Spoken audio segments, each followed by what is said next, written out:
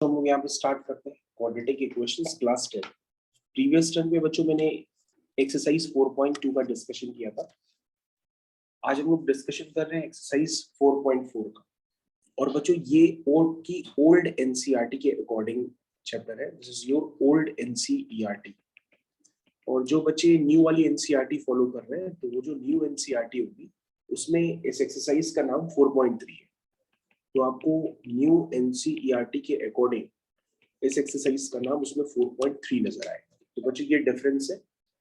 तो जो न्यू वाली एनसीईआरटी है उसमें सिलेबस कम है और पुरानी वाली एनसीईआरटी में सिलेबस ज्यादा है।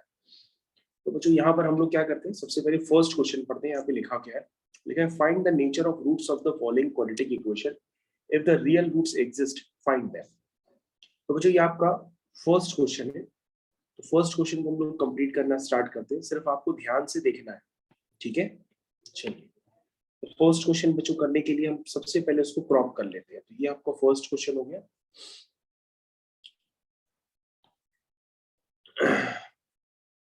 ठीक है, तो फर्स्ट क्वेश्चन के लिए भी हम लोग ने सबसे पहले इस तरह से फर्स्ट क्वेश्चन कॉपी कर लिया। क्या लिखा है सबसे पहले बच्चों, पढ़ लीजिए। अब लिखा है कि अगर नेचर ऑफ रूट्स चेक कर लीजिए, अगर रियल है तो वो रूट्स फाइंड कर लीजिए। तो बच्चों ये तो प्रीवियस एक्सरसाइज के ही सारे क्वेश्चन हो गए, यानी कि इससे पहले जो आपने एक्सरसाइज की थी 4.2। तो सबसे पहले बच्चों जो आपको एग्जाम पॉइंट ऑफ व्यू से करना पड़ेगा, सबसे पहले आप इक्वेशन लिखेंगे। इक्वेशन को कंपेयर करेंगे ax² plus bx plus c equal to 0 के साथ। तो जब आप कंपेयर करेंगे तो a की वैल्यू 2 आ जाएगी, b की वैल्यू -3 आ जाएगी और c की वैल्यू 5 आ जाएगी। ये आ जाएगा a b और c। a b c निकलने के बाद बच्चों आपको डिस्क्रिमिनेंट निकालना पड़ेगा। डिस्क्रिमिनेंट होता है b² माइनस 4a और c। ये हो गया बच्चों 9, ये हो गया 4 2 जा 8 और 8 5 जा 40। तो बच्चों इसको हम लोग मल्टीप्लाई कर रहे थे, 4 2 जा 8, 8 5 जा 40। तो ये कितना आया, -31। तो बच्चों डिस्क्रिमिनेंट नेगेटिव, इसका मतलब यहाँ पे आप क्या लिखेंगे, नो रियल रूट्स। अब बच्चों कोई रूट है ही नहीं तो आप इसको फाइंड नहीं कर सकते, इसलिए क्वेश्चन यहाँ पे ओवर हो गया। सेकंड क्वेश्चन को देखिए बच्चों ध्यान से। फर्स्ट क्वेश्चन था, अब हम लोग सेकंड क्वेश्चन पे ध्यान देते हैं। सेकंड क्वेश्चन में लिखा है 3x² -4√3x plus 4 is equal to 0। इसको कंपेयर करेंगे ax² plus bx plus c equal to 0 से। तो बच्चों जब आप कंपेयर करेंगे तो a की वैल्यू 3 आ जाएगी, b की वैल्यू -4√3 आ जाएगी और c की वैल्यू 4 हो जाएगी। आई थिंक सब समझ गए। उसके बाद बच्चों डिस्क्रिमिनेंट निकालेंगे। Discriminant is b² minus 4ac। ये हो गया बच्चों -4√3 का स्क्वायर, b² माइनस 4, ये हो गया a और ये हो गया c। इसको सॉल्व कर लेते हैं बच्चों। 4 4 जा 16, 16 3 जा 48, माइनस 4 3 जा 12 और 12 4 जा 48।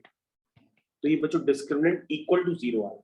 डिस्क्रिमिनेंट इक्वल टू 0 आ रहा, इसका मतलब रियल एंड इक्वल रूट्स होता है। क्या होता है, रियल एंड इक्वल रूट्स। तो रियल तो है ना, तो आपको फाइंड करने पड़ेंगे। तो बच्चों आपको ये रूट फाइंड करने होंगे फाइनली। अब आपको ये फाइंड करने के लिए दो मेथड है, या तो आप इसको फैक्टराइज कर लीजिए या आप क्वाड्रेटिक फार्मूला यूज करके रूट्स निकाल लीजिए। तो बच्चों क्वाड्रेटिक फार्मूला क्या होता है, x is equal to -b plus minus under root of discriminant upon 2a। यही तो होता है, ये क्वाड्रेटिक फार्मूला होता है बच्चों, -b plus minus under root of b² minus 4ac upon 2a। इसको हम लोग क्वाड्रेटिक फार्मूला कहते हैं। अब चेक करो बच्चों, रूट के अंदर क्या वैल्यू आ गई। रूट की वैल्यू अंदर है 0, क्योंकि डिस्क्रिमिनेंट 0 है। तो ये वाला जो टर्म है बच्चों, ये वाला टर्म तो 0 हो गया। जब ये वाला टर्म 0 हो गया तो आपके पास x की वैल्यू सिर्फ क्या निकल के आई, -b अपॉन 2a। क्योंकि बच्चों प्लस माइनस 0 अगर आप लिखेंगे तो उसकी कोई वैल्यू नहीं होती। तो जब आप इक्वल रूट्स लिखेंगे तो उसमें रूट्स की वैल्यू सिर्फ आपको -b/2a ही नजर आएगी। अब आप कंपेयर करके पहले ही से बैठे हुए हैं तो b की वैल्यू आप हमको बता दीजिए। b की वैल्यू है -4√3 और 2a की वैल्यू है 3। तो बच्चों इसको आप जब सिंप्लीफाई करेंगे तो x की वैल्यू आएगी 2 1 जा 2, 2 2 जा 4। ठीक है, तो ऊपर माइनस माइनस प्लस हो गया 2 और 2√3 अपॉन 3 बन गया। ये बच्चों आपका आंसर हो गया। इसको बच्चों और भी सिंप्लीफाई करना चाहे तो आप कर सकते हैं, नीचे वाले 3 को आप √3 इंटू √3 लिख दीजिए, नीचे वाले 3 को, तो आपका ये √3 से √3 भी कैंसिल हो जाएगा, तो आपका आंसर आएगा 2/√3। इस तरह से बच्चों आप क्वेश्चन को सॉल्व कर सकते हैं। थर्ड वाला पार्ट देखिए, थर्ड वाले पार्ट में क्या लिखा है उसको भी जस्टिफाई कर लीजिए। उसमें लिखा है 2x² - 6x + 3 = 0। सबसे पहले हम क्या करेंगे, इसको कंपेयर करेंगे ax² + bx + c = 0 से। जब कंपेयर करेंगे तो a की वैल्यू 2 आ जाएगी, b की वैल्यू -6 आ जाएगी और c की वैल्यू 3 आ जाएगी। अब समझ में आ गया यहाँ तक सबको? और बच्चों यहाँ तक समझ में आ गया? उसके बाद आपको डिस्क्रिमिनेंट निकालना पड़ेगा। डिस्क्रिमिनेंट इज b² - 4a और c। तो ये हो गया 36 - 4 × 8, 8 × 24, 36 - 24, यानी ये वैल्यू आ रही है 6 - 4 2 और 3 - 2 1, यानी ये जो भी वैल्यू आ रही है वो ग्रेटर देन 0 आ रही है ना। इसका मतलब d अगर ग्रेटर देन 0 होता है तो आप लिखते हैं 2 रियल एंड डिस्टिंक्ट रूट्स, यही तो लिखते हैं। d ग्रेटर देन 0 का मतलब 2 real and distinct roots, d = 0 का मतलब 2 real and equal roots, d less than 0 का मतलब कोई भी रूट नहीं, नो रियल रूट्स। बस यही 3 केस होते हैं बच्चों, और कोई केस होता ही नहीं है। चलिए जल्दी सॉल्व कर लीजिए यूजिंग क्वाड्रेटिक फार्मूला। तो क्या लिखते हैं quadratic formula, x = -b + √d, d is b² - 4ac, जिसको आप पहले से ही कैलकुलेट कर सकते हैं। b की वैल्यू कितनी है -6 + √d, d की वैल्यू अभी आपने निकाली है 12/2a, a की वैल्यू है 2, ये बच्चों आपने वैल्यू लिख दी। √12 क्या होता है बच्चों, उसको जरा सिंप्लीफाई कर लीजिए, तो ये हो जाएगा √12, 4 3 या 12 होता है, तो रूट के अंदर 12 को लिख दो 4 × 3 और 4 को बाहर निकाल दो, ठीक है, 4 को बाहर निकाल लो, तो क्या हो जाएगा 2√3/2। तो बच्चों सबसे पहले हम क्या करते हैं, एक पॉजिटिव साइन लेंगे। सबसे पहले लिखेंगे टेकिंग पॉजिटिव साइन, तो एक रूट आएगा, फिर नेगेटिव साइन तो दूसरा रूट आएगा। तो सबसे पहले टेकिंग पॉजिटिव साइन, तो जब पॉजिटिव साइन लेंगे तो x की वैल्यू आएगी 6 + 2√3/4। ये बच्चों पहला रूट है, आप इसको एज इट इज भी छोड़ सकते हैं, सिंप्लीफाई करना चाहे तो ऊपर से 2 कॉमन लेके सिंप्लीफाई भी कर सकते हैं, ठीक है। तो ये वैल्यू आ जाएगी 3 + √3/2, समझ आया? उसके बाद हम लोग क्या करेंगे, टेकिंग नेगेटिव साइन। जब हम नेगेटिव साइन लेंगे तो x की वैल्यू क्या आएगी, x की वैल्यू आएगी 6 - 2√3/4। आगे समझ में, ऊपर से 2 कॉमन ले लेंगे तो ये आ जाएगा 2 3 × 6 -√3, ठीक है, /4। तो ये वैल्यू हो जाएगी 3 - √3/2। तो बच्चों आपके दोनों आंसर्स निकल करके आ गए, अभी दोनों रूट्स इस इक्वेशन के निकल के आए। एक आया है 3 + √3/2 और दूसरा क्या है 3 - √3/2। तो बच्चों दोनों क्वेश्चंस आपके, दोनों आंसर्स आपके निकल करके आ गए। तो फर्स्ट क्वेश्चन बच्चों आपका कंप्लीट हो गया। वंस अगेन मैं आपको रिपीट कर दूं, ये जो आप एक्सरसाइज कर रहे हैं ये ओल्ड एनसीईआरटी के अकॉर्डिंग एक्सरसाइज 4.4 है और न्यू वाली एनसीईआरटी के अकॉर्डिंग ये एक्सरसाइज 4.3 है। तो बच्चों अभी हम ओल्ड एनसीईआरटी क्योंकि पकड़े बैठे तो ओल्ड एनसीईआरटी की एक्सरसाइज का ही नाम डाल देते हैं।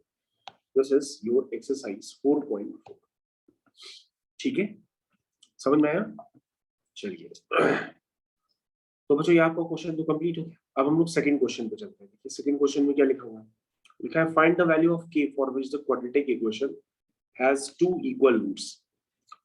तो बच्चों मैं तो आपको सभी समझा चुका हूं कि इक्वल रूट्स के लिए डिस्क्रिमिनेंट को क्या करते हैं, =0 करते हैं। तो बस इक्वेशन का डिस्क्रिमिनेंट =0 कर दो, आपके पास जो भी अननोन इसमें दिख रहा है k, उसकी वैल्यू निकल करके आ जाएगी। तो बच्चों जल्दी से इसको कंप्लीट कर लीजिए आप। हाँ बताइए क्या लिखा हुआ है, इसको ax² + bx + c = 0 से कंपेयर करेंगे। a की वैल्यू आ जाएगी 2, b की वैल्यू आ जाएगी k और c की वैल्यू आ जाएगी 3, ठीक है। उसके बाद क्या करेंगे, ई फॉर इक्वल रूट्स, क्या लिखेंगे, फॉर इक्वल रूट्स, क्योंकि क्वेश्चन में कंडीशन क्या है, इक्वल रूट्स की। इक्वल रूट्स के लिए मैंने क्या बताया कि जो डिस्क्रिमिनेंट होता है व्हिच इज b² का मतलब k² - 4ac, इसको क्या करना है 0 कर देते हैं। k square minus 4 2 जा 8 8 3 जा 24 is equal to 0. That means k square is equal to 24. That means k is equal to square root of 24. समझ में आ गया? आप चाहे तो प्लस माइनस भी लिख सकते हैं, तो k की value plus minus square root of 24. इसको और सिंप्लीफाई करना चाहे तो बच्चों और भी कर सकते हैं.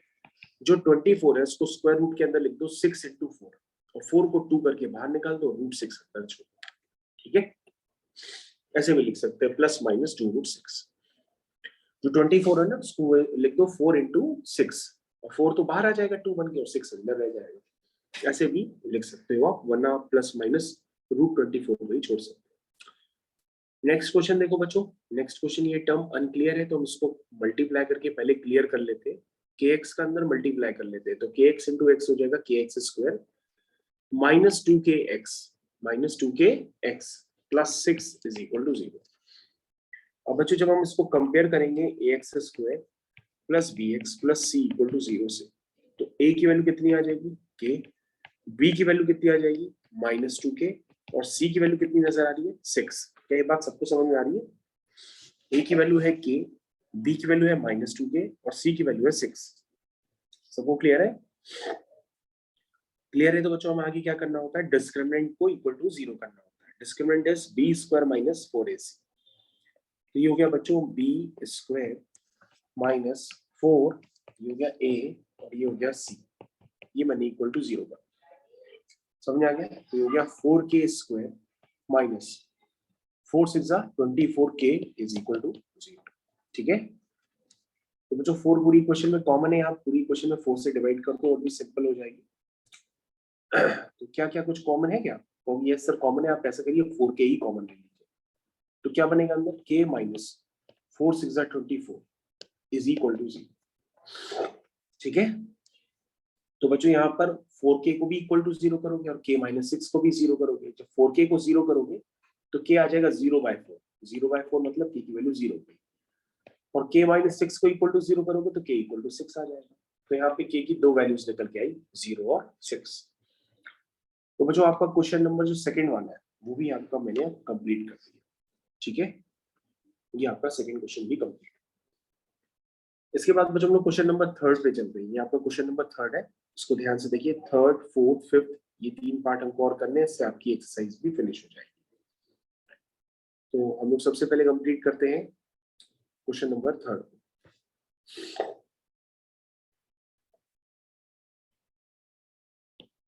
ये हो गया आपका क्वेश्चन नंबर थर्ड. क्या लिखा है इसमें? लिखा है is it possible to design a rectangular mango grove whose length is twice its breadth.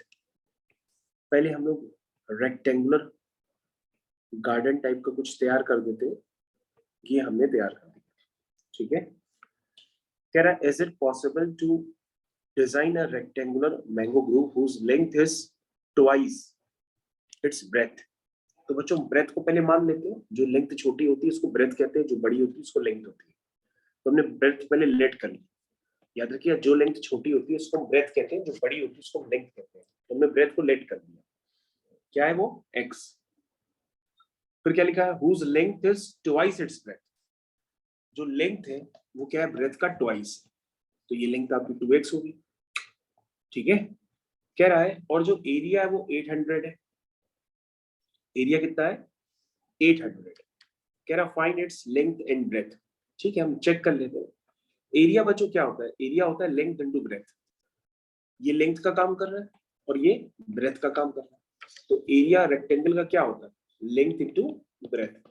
तो पहले आप एरिया निकालिए कितना है. वो हो गया x इंटू 2x, तो हो जाएगा 2x स्क्वायर. और ये वैल्यू किसके इक्वल है बच्चों? 800 की. एरिया कितना है आपका? 800. इसको सॉल्व कर लेते हैं. तो 2x square is equal to 800. That means x is equal to square is equal to 400. समझ में? That means x is equal to square root of 400. बच्चों जो 400 होता है इसको पेयरिंग में ब्रेक कर लेना अपने आप से. तो 400 होता है 20 इंटू 20, यानी 20 बाहर आ जाएगा. यानी x कितना हो गया? 20. तो ब्रेथ कितनी आ गई? ब्रेथ तो x है, यानी कि वो हो गई 20 मीटर. और जो लेंथ है वो 2x है. x कितना है? 20, यानी कि 40 मीटर. तो कहोगे yes it is possible to design the rectangle whose length is twice its breadth। आप देख सकते हो लेंथ जो है ब्रेथ की यहाँ पे ट्वाइस है, क्योंकि ब्रेथ 20 है तो लेंथ 40 है, तो डबल का रिलेशनशिप है। तो क्वेश्चन नंबर 3 आपका कंप्लीट हो गया, आंसर हो गया यस, इसको बनाना पॉसिबल है। ठीक है बच्चों, थर्ड वाले क्वेश्चन को कंप्लीट कर चुके हैं, फोर्थ वाले क्वेश्चन की तरफ कंटिन्यू करते हैं। फोर्थ वाला क्वेश्चन ऑलरेडी मैंने आपको मॉड्यूल में भी कराया था, ये वही क्वेश्चन दोबारा फिर से आ गया, तो हम उसको दोबारा डिस्कस कर लेते हैं।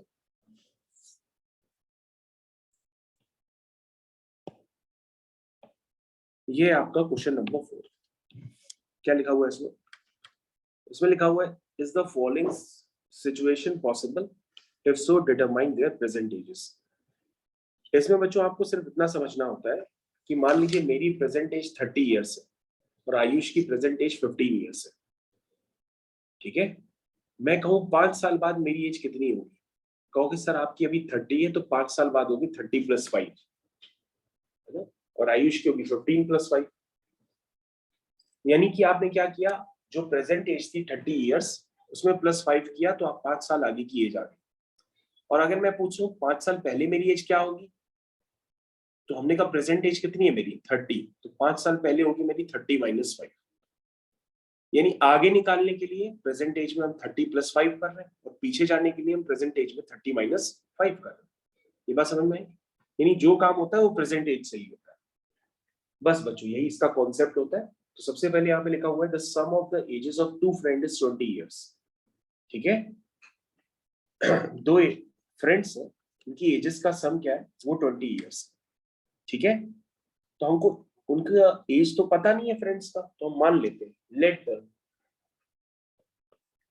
Let the current age of first friend, मान लो पहला वाला जो फ्रेंड है उसकी करंट एज है मान लो x इयर्स, क्या है x इयर्स, और करंट एज सेकंड वाले फ्रेंड की मान लो कितनी हो गई y इयर्स। ये बच्चों मैंने लेट कर दिया। ठीक है, क्या कह रहा, सम ऑफ एजेस, अब उनकी एजेस का जो सम है वो कितना 20। ये आपकी बन गई फर्स्ट इक्वेशन। फिर क्या लिखा हो 4 इयर्स एगो, 4 साल पहले का रिलेशन आपसे बता रहा, 4 years ago the product of their edges is 48। 4 साल पहले, तो 4 साल पहले का मतलब क्या हुआ, 4 साल पहले का मतलब हुआ, सबसे पहले देखिएगा क्या लिखा हुआ, let the current age of first friend x years. बेटा करंट एज कितनी है x इयर्स है, तो 4 साल पहले कितनी होगी x - 4। तो आपको यहां लिखना होगा 4 years ago as of first friend, कितना हो गया x - 4। समझ में आया? 4 years ago as of second friend कितनी हो जाएगी y - 4 साल पहले। तो इसने यही लिखा है कि 4 साल पहले उनकी एजेस का जो प्रोडक्ट है वो कितना है 48। तो 4 साल पहले एक की एज है ये और दूसरे की एज है ये, और कहा जा रहा है इसका जो प्रोडक्ट है वो 48। तो बच्चों ये आपकी सेकंड इक्वेशन बन गई। अब आपके पास अगर आपने मॉड्यूल के क्वेश्चन किए हो तो आपको याद रहेगा कि ये क्वेश्चन आपने ऑलरेडी किया हुआ है। अब बच्चों आपको यहाँ से x और y निकालना, x और y निकाल लेंगे तो आपका आंसर निकल करके आ जाएगा। ठीक है, किस तरह से निकालेंगे, दूसरी वाली इक्वेशन को पहले मल्टीप्लाई कर लीजिए, तो ये हो जाएगा xy, ठीक है, -4x - 4y + 16 is equal to 48। ये बच्चों ने दूसरी इक्वेशन को भी जस्ट सिंप्लीफाई किया, जरा चेक करिएगा, ये हो गया xy -4 times x + y is equal to 48 - 16।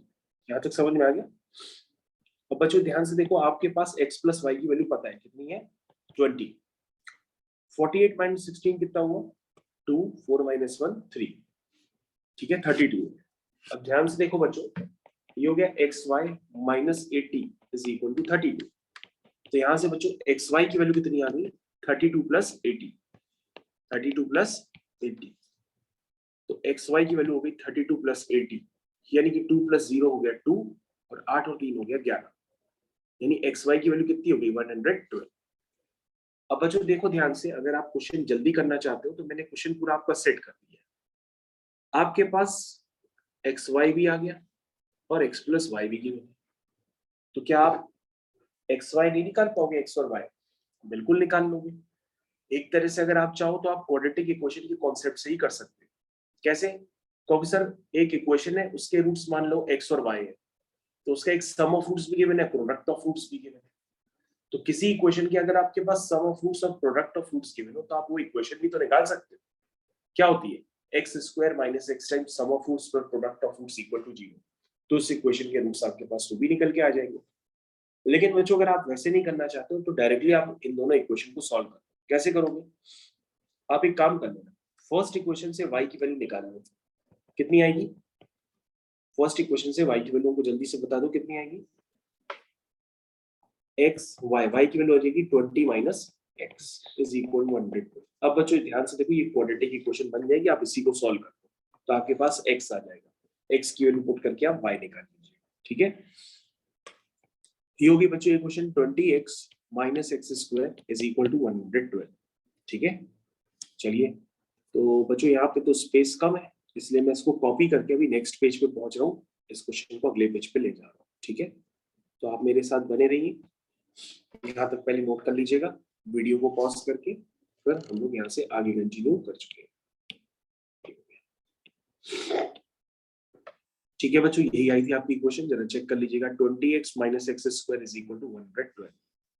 तो आपका आंसर आ गया, माइनस मल्टीप्लाई कर दीजिए तो हो जाएगा x square minus 20x is equal to minus 112। ये बच्चों मैंने माइनस मल्टीप्लाई कर दिया। ठीक है, ये बच्चों क्या किया मैंने? माइनस को मल्टीप्लाई कर दिया ताकि एक्स स्क्वायर का कोफिशिएंट क्या हो जाए? पॉजिटिव। और अगर आप नहीं भी करना चाहते तो सारे टर्म उस तरफ ले आइए, आप सारे टर्म उस तरफ भी ले जा सकते हैं। तो ये क्या हो जाएगा? माइनस एक्स उधर आके प्लस एक्स स्क्वायर, प्लस का 20x उधर आके माइनस का 20x, प्लस का 112 इक्वल लीजिए। अब आप उसको क्या करेंगे? फैक्टराइज करके 20 लेकर के आएंगे मिडिल टर्म स्प्लिटिंग में। तो बच्चों हम बता सकते हैं कि 112 कब आ सकता है? फैक्टराइजेशन कर लीजिए अगर आपको कुछ नहीं आता तो। 2 5 जा 10, 2 6 जा 12, 2 2 जा 4, 8, 2 8 जा 16, 14। तो बच्चों आपने सोच लिया 20 कब आएगा?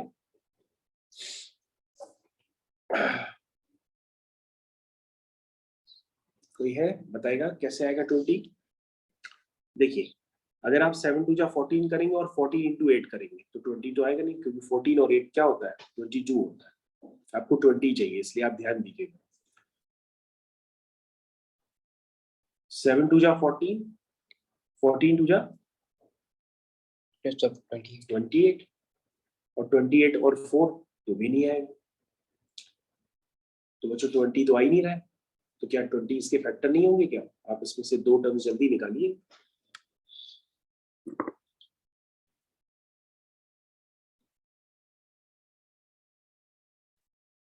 जल्दी से हमको सोच के बताइए 20 कब आएगा? तो बच्चों आपने पूरी ताकत लगा दी होगी अब तक इसको स्प्लिट करने की, लेकिन स्प्लिट करके आप 20 नहीं ला पाए होंगे। ठीक है ना? तो बच्चों अब आप क्वेश्चन जरूर कर लीजिएगा। क्वेश्चन में लिखा था कि इज इट पॉसिबल, क्या ये कंडीशन पॉसिबल है कि नहीं। तो बच्चों आप फैक्टराइज नहीं कर पा रहे होंगे, अब एक काम कर लो, उसका डिस्क्रिमिनेंट निकाल के चेक कर लो। डिस्क्रिमिनेंट क्या होता है? B square minus 4ac। तो बच्चों जब आप इसका डिस्क्रिमिनेंट निकालोगे तो पता है वो क्या आएगा? वो एक नेगेटिव नंबर आएगा, लेस देन 0 आएगा। तो बच्चों जब क्वाड्रेटिक इक्वेशन का डिस्क्रिमिनेंट ही नेगेटिव आ रहा है तो उसका मतलब जो कंडीशन इसने हम लोग को दी है वो कंडीशन पॉसिबल है ही नहीं। क्योंकि अगर कंडीशन पॉसिबल होती तो क्वाड्रेटिक इक्वेशन सॉल्व हो जाती, उसका डिस्क्रिमिनेंट या तो पॉजिटिव होता या इक्वल टू 0 होता, है ना? लेकिन डिस्क्रिमिनेंट नेगेटिव आने का मतलब ऐसी कंडीशन पॉजिटिव पॉसिबल नहीं है। तो आप क्या लिखोगे? नो रियल रूट्स या नो रियल एज, क्योंकि यहाँ पे बच्चों x क्या है? एज है। तो आप क्या लिखोगे? No real age. तो this situation is not possible, ये क्वेश्चन ऐसा पॉसिबल नहीं, क्योंकि क्वेश्चन में ऐसा पूछा गया था क्या ये कंडीशन पॉसिबल है कि नहीं। तो आप क्या कहोगे? No, this condition is not possible. क्यों नहीं हो रही है? क्योंकि आपने जो इक्वेशन पे पहुंचे वो इक्वेशन सॉल्व नहीं हो रही है। ठीक है ना? आपने पूरी ताकत लगाई, आपने मिडिल टर्म स्प्लिटिंग वगैरह सब करके देखे, डिस्क्रिमिनेंट जैसे ही आपने चेक किया तो इसका डिस्क्रिमिनेंट ही नेगेटिव है, जिसकी वजह से वो सॉल्व नहीं हो सकती, उसका कोई भी रियल रूट नहीं होगा, तो रियल एज नहीं होगी। ठीक है, नेक्स्ट क्वेश्चन देखिए क्या लिखा है। Is it possible to design a rectangular park of perimeter 80 meter and area 400 meter square? So find its length in breadth. Check कर लेते हैं बच्चों, ये रेक्टेंगुलर पार्क है, कह रहा है ऐसे कोई रेक्टेंगुलर पार्क करना, डिजाइन करना कोई पॉसिबल है? क्या लिखा है, इसका पेरीमीटर बच्चों 80 है। ठीक है, मैं पेरीमीटर ले लेता हूँ, इसकी लेंथ मान लो x है, ब्रेथ y है, तो जो पेरीमीटर होता है वो होता है 2 टाइम्स लेंथ प्लस ब्रेथ, यानी l प्लस b, यही तो होता है। और ये पेरीमीटर क्या होता है 80, तो यहाँ से बच्चों इक्वेशन बन जाएगी x plus y is equal to 40, ये पहली इक्वेशन। एरिया भी गिवन, एरिया क्या होता है लेंथ इनटू ब्रेथ, वो कितना है 400, ये दूसरी इक्वेशन बन। अब चेक करो, अगर ये दो इक्वेशन सॉल्व हो सकती है तो ये कंडीशन पॉसिबल है, सॉल्व नहीं हो सकती तो ये कंडीशन पॉसिबल नहीं। तो बच्चों यहां से अगर आप देखें फर्स्ट इक्वेशन से, तो y की वैल्यू आ जाएगी 40 माइनस एक्स, उसको उठा करके आप सेकंड इक्वेशन में पुट कर। ठीक है, ये बच्चों मैंने पुट कर, सेकंड इक्वेशन क्या है x y is equal to 400। ठीक है, इसको सॉल्व करिए बच्चों, क्या आएगा 40x minus x square is equal to 4। सारे टर्म एक तरफ ले आइए, x square minus 40x plus 400 equal to 0। ठीक है, जल्दी से हमको बता दीजिए बच्चों, क्या ये फैक्टराइज हो पाएगी कि नहीं हो पाएगी, चेक कर लेते हैं। बच्चों ऐसा लग रहा है ये फैक्टराइज हो सकती है, इसको करके देखते हैं। 400 होता है 20 और 20, तो हम लिख करके देखते हैं -20x प्लस 400 इक्वल टू 0। ठीक है, x कॉमन ले लिया, x माइनस 20 कॉमन ले लिया, x माइनस 20 इक्वल टू 0। तो बच्चों अगर आप ध्यान से देखें तो इसके फैक्टर बने हैं x minus 20 equal to 0, that means x की वैल्यू क्या आ गई 20। बच्चों x 20 आ गया तो y क्या होगा, क्योंकि सर x प्लस वाई 40 है, x प्लस वाई क्या है 40, तो अगर x 20 होगा तो y क्या होगा 40 माइनस 20, दैट मींस 20। तो बच्चों y भी क्या निकल करके आएगा 20, तो तुम कहोगे yes this condition is possible, question खत्म। ठीक है, आंसर इज लेंथ भी आपकी बच्चों क्या है 20 है और ब्रेथ भी आपकी क्या है 20, तो दिस कंडीशन इज पॉसिबल। इसी के साथ बच्चों ये वाली एक्सरसाइज पूरी तरह से फिनिश होगी। तो बच्चों एक्सरसाइज 4.4 का डिस्कशन पूरा ओवर हो चुका है। Thank you.